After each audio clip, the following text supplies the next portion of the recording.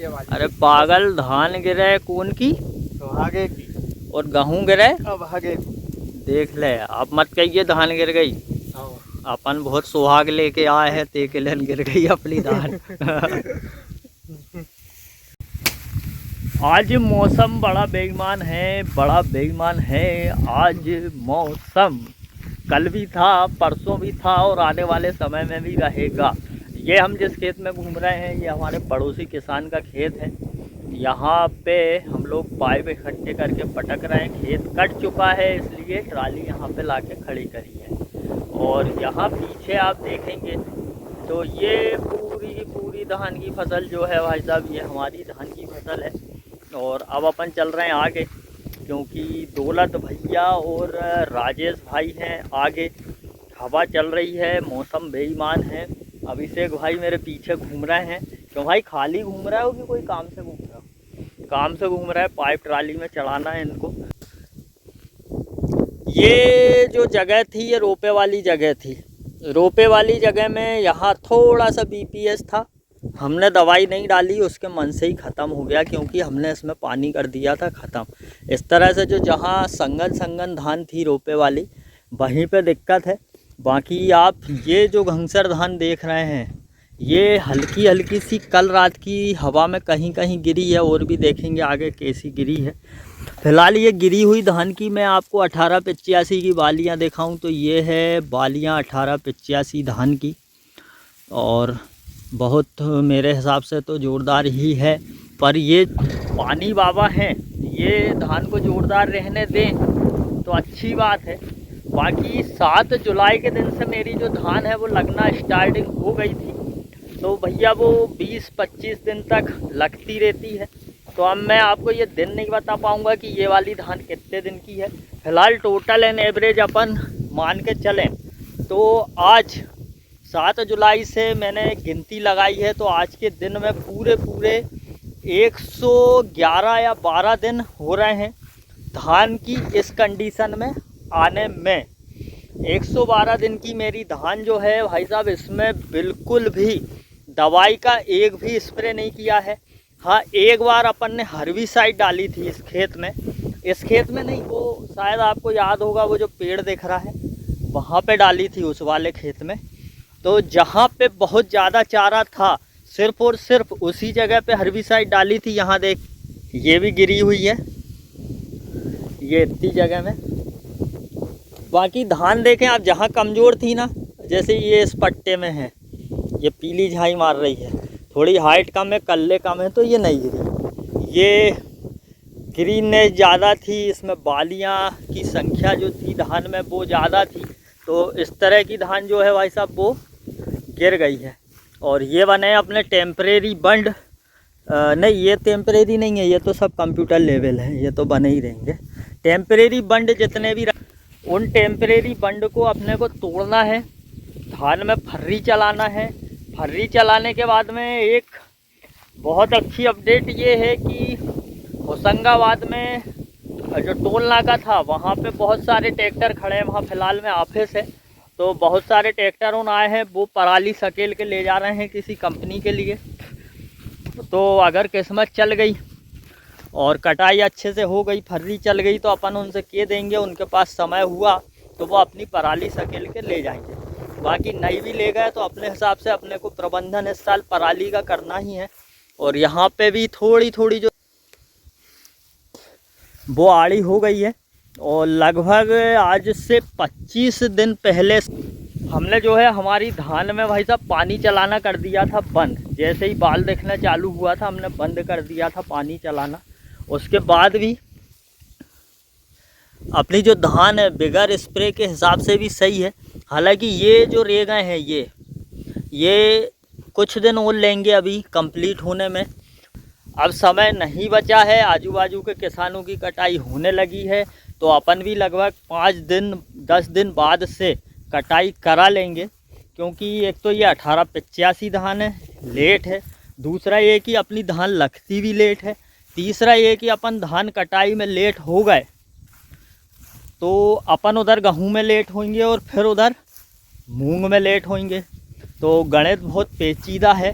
और पिछले साल तो अपन ने गेहूँ की अच्छी वैरायटी लगाई थी GW 513, बहुत बढ़िया, 110 दिन में 105 दिन में कंप्लीट हो गई थी। इस साल अपन जा रहे हैं HI 1650 पे। राजेश भाई ने तम्बाकू घिस के खा ली है, तो अभी ये हो चुके हैं चार्ज, तो अभी ये बिल्कुल फर्राटे से काम करेंगे। और ये वाला जो बंड देख रहे हैं आप, ये भी हल्का सा कहीं इधर धान गिरी है तो कहीं इधर गिरी, कहीं उधर गिरी है। ऐसा लग रहा है कोई व्यक्ति इसमें बहुत बेदर्दी से चला है, पर वो व्यक्ति बेदर्दी से नहीं चला है, हवा बेदर्दी से चली है।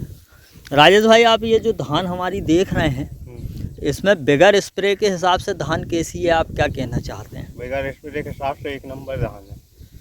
और लोगों ने आपके हिसाब से गांव में कितने क्या स्प्रे कर डाले? कई के 3 हो गए, हाँ, कई के 4 भी हो गए। हाँ, बीमारी आई थी जब करे थे कि आने से पहले ही कर दिए थे? बीमारी आने पे। हाँ भैया, धान को मैनेज करना बहुत सही है, आप स्प्रे से बच जाओगे। और मैंने एक बात और देखी है, जिन किसानों ने फंगीसाइड एक्स्ट्रा में दिया है रोग आने से पहले, उनके उसमें फफूंद के रोग जरूर आए हैं। फिलहाल मैं बता दूं, आप जो बेसल डोज डाल रहे हैं धान में या गेहूं में, आप जहां तक हो उसके साथ कीटनाशक फफूंदनाशक डालें, एक्स्ट्रा में स्प्रे बिल्कुल भी ना करें। हमने हमारी धान के साथ चलाया था फेरस बहुत से लोग कहते हैं कि डालना नहीं चाहिए, मिट्टी में ज़रूरत नहीं रहती है। मेरा कहना ये है कि फेरस एक टाइप का कीटनाशक होता है और इसका रिस्पांस बहुत अच्छा हमारी फसल में रहता है। राजेश लिए खड़े हुए हैं क्योंकि वहाँ पे जो दौलत भैया हैं अपने, वो स्टार्टर खोल रहे हैं। स्टार्टर खुल जाएगा जब डोरी हो जाएगी ढीली, तो राजेश भाई शायद यहाँ पे डोरी ढीली करने लगेंगे। यहाँ पे थोड़ी सी जगह है, तो मैं आपको अपनी धान के कल्ले दिखा दूँ। ये मेरी 1885 धान के कल्ले हैं इस तरह के।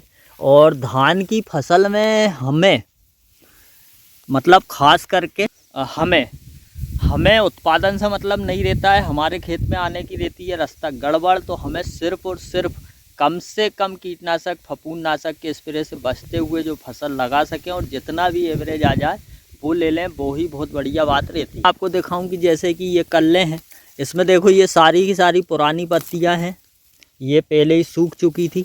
अब ये जो नई पत्तियां हैं ये बची है फ्लैग लीफ वाली। और जैसे धान में आप मान के चलें 10 कल्ले हैं, तो 10 में से 10 ही कल्लों में बालियां आई है। ये अगर हम एवरेज देखें तो अधिकतर फसलों में क्या होता है, जैसे कि मान लो 10 कल्ले हैं, उसमें से 8 में बाली आती है, 2 में कम बाली आती, छोटी छोटी रह जाती, 3 में आती नहीं है। वो कल्ले कोई काम के नहीं रहते हैं। आपकी धान में या गेहूं में भले ही कम कल्ले हों, मगर वो कल्ले पर्याप्त बराबरी के हों और उनमें बालियां जो आए वो बराबरी से आए, तो वो सही समय पे पक जाती है और उसका हमें एवरेज फिर भी सही मिल जाता है।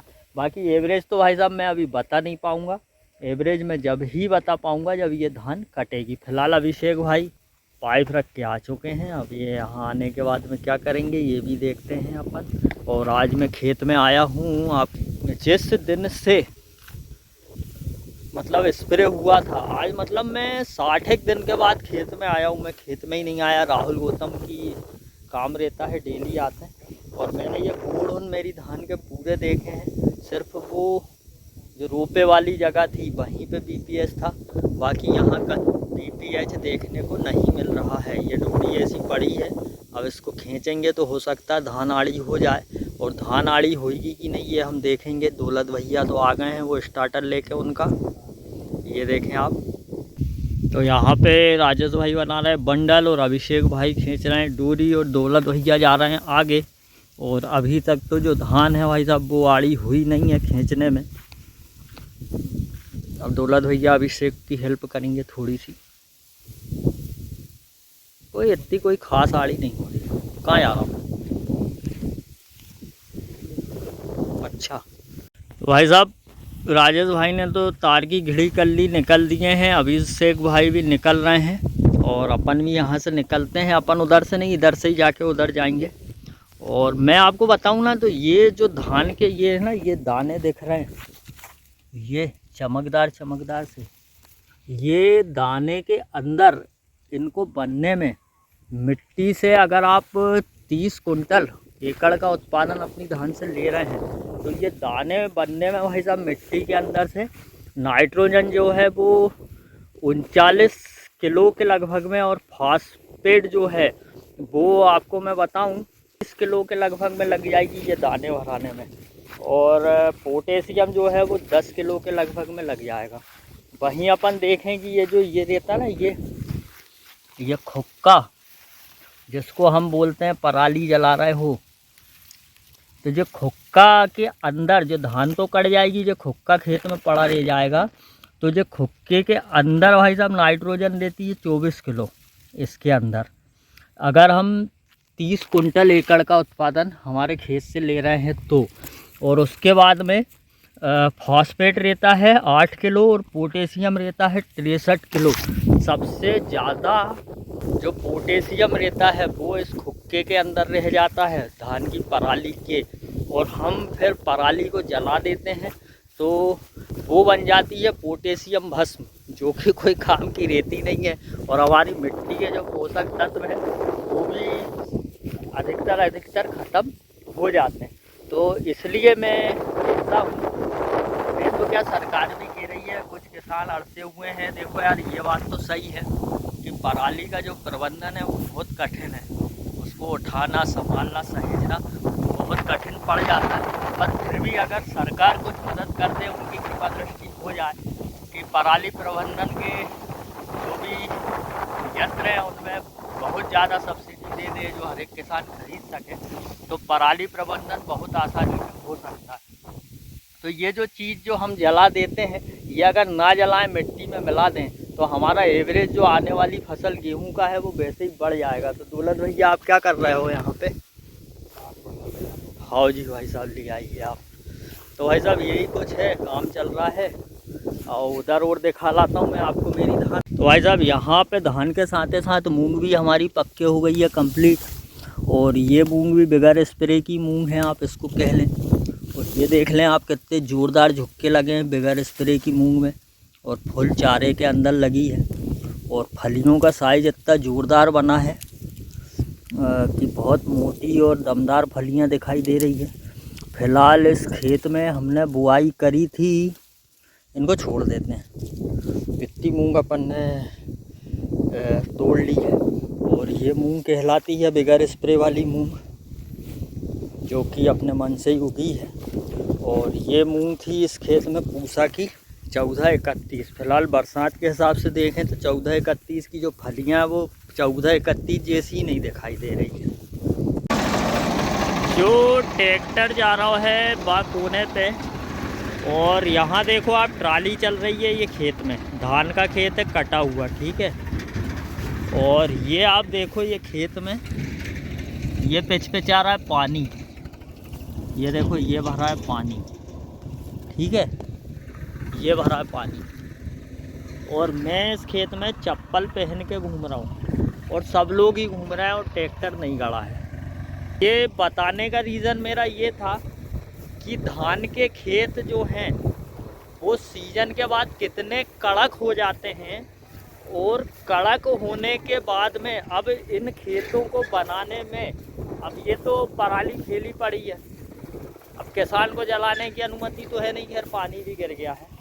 ये देखो ये भरा पानी, ये पूरा खेत गीले हैं एकदम। ये ट्राली इतनी बैठ के चली है, मतलब चल रहे हैं खेत में चप्पल पहन के। तो बनाने के बाद में भाई साहब कितनी आफत पड़ेगी किसान को। तो ये जो धान के खेत का प्रबंधन करना है बाद में बहुत कठिन होता है, और धान के खेत में गेहूँ बोकर गेहूँ का उत्पादन भी अधिक से अधिक 20 कुंटल 25 कुंटल तक लेना भी बहुत कठिन काम होता है। तो भाई साहब ये सब काम कि धान के खेत में गेहूं की खेती कैसे करें, एवरेज अधिक कैसे लें, ये भी मैं आपको बताता रहता हूं। तो आप अगर नए हो तो आप मेरी चैनल सब्सक्राइब करना। फिलहाल ये जो किसान हैं इनके लगे हुए हैं गेंदे के फूल बहुत प्यारे प्यारे से, और खेत तो कट चुका है और कोई ने फूल तोड़े भी नहीं हैं। एक फूल मैंने ही तोड़ा है। तो किसान चाहते तो कैसा लग रहा हूँ फूल तोड़ने के बाद। किसान चाहते तो फूल तोड़ के दिवाली पे बेच जाते या बेच भी आए हुए तो अपने क्या बोलते। तो भाई साहब अपन आ चुके हैं दूसरे वाले खेत की लाइन में। तो उस खेत में कल्ले थोड़े कम थे, इस खेत में कल्ले मेरे को थोड़े ज़्यादा दिखाई दे रहे हैं। ये इस तरह से कुछ रास्ता है हमारे खेत में जाने का, बहुत ख़तरनाक सा। ये तो ये खेत कट गया है तो यहाँ से आ गए हैं, बाकी रास्ते के कारण बहुत दिक्कत होती है। और ये भाई साहब ये धान भी अपनी है, ये धान भी अपनी है। और ये कहीं कहीं के पौधे में ऐसे कल्ले चाहूँ ना तो मैं भी दिखा सकता हूँ कि हमारी 1885 में 100 कल्ले तो 50 कल्ले तो फलाना तो ठिकाना, पर वो बताना अच्छा नहीं रहता है। फ़िलहाल जो ऑल टोटल जो फसल लगी रहती है उसके एवरेज के हिसाब से और उस कल्ले के हिसाब से चलना चाहिए।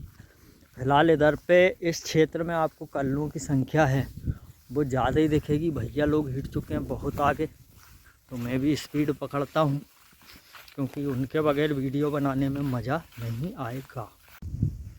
ये देखो, ये देख लो आप रोड, ये इस तरह की मची है। ये रोड धान कटाई के बाद में गेहूं कटाई तक भी सही नहीं होना, अभी तो ये पानी नहीं सूखे हैं। तो ये सब कुछ है। फ़िलहाल ये धान यहाँ पे इतनी आड़ी हुई है और तो इधर कहीं आड़ी हुई नहीं है। और धान आड़ी वहीं पे हुई है जहाँ पे कूचे ज़्यादा हैं, ग्रीननेस ज़्यादा है, सब कुछ ज़्यादा है। ये खेत में आपको मैं दिखाऊं तो कूचे कुछ ज़्यादा ही हैं और उसके मुकाबले में अधिक है। तो धान को हमें रोग रखिए तो रखना है और स्प्रे अगर कम से कम करना है या नहीं ही करना है तो भाई साहब सबसे जाला लग गया है। सबसे बेहतरीन काम है यूरिया का कम से कम इस्तेमाल करें। आपने पिछले साल 3 बोरी यूरिया डाला है तो इस साल आप सिर्फ़ और सिर्फ 1.5 बोरी यूरिया ही डालें। उसके साथ ferrous sulphate, magnesium sulphate, manganese, इस प्रकार की चीज़ों को मिलाएं। और एक आता है अमोनियम नाइट्रेट, अगर आपको यूरिया का इस्तेमाल और भी कम करना है तो आप उसके साथ अमोनियम नाइट्रेट का इस्तेमाल कर लें। अमोनियम नाइट्रेट से मिट्टी जो है वो भी थोड़ी भुरभुरी हो जाएगी, खेत ज़्यादा कड़क नहीं होगा। यहाँ पर भी जो है इस कोने में भी धान गिरी है, बाकी इस वाले खेत में धान अभी तक गिरी नहीं दिखी है। ये और ये रोड जिसमें उगाए हैं बड़े बड़े झाड़ और रोड पे उगाई है धान जो कि अलग सलग लगी है। और इनके कूचे देखकर आप दंग रह जाएंगे। जो रोड पे उगी है इनके कम से कम 100 से 150 कूचे हैं धान के, ये देखो आप। और कंप्लीट फल भी गई है बगैर स्प्रे के। आगे बढ़ते हैं अपन। और ये हमारे खेत जाने का सबसे बड़ा गड्ढे वाला रोड वाला रास्ता। और ये लगी हुई है धान। ये रोड इसलिए मचने लगी भाई साहब कि धान के जो खेत है ना ये हो गए ऊंचे। अब यहाँ पे देखो आप कल्ले, तो ये होंगे कम से ही कम नहीं तो किनके ही बता दूँ यार।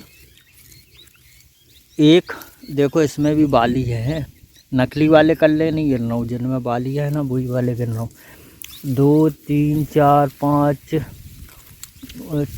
6 7 इसमें बाली नहीं है।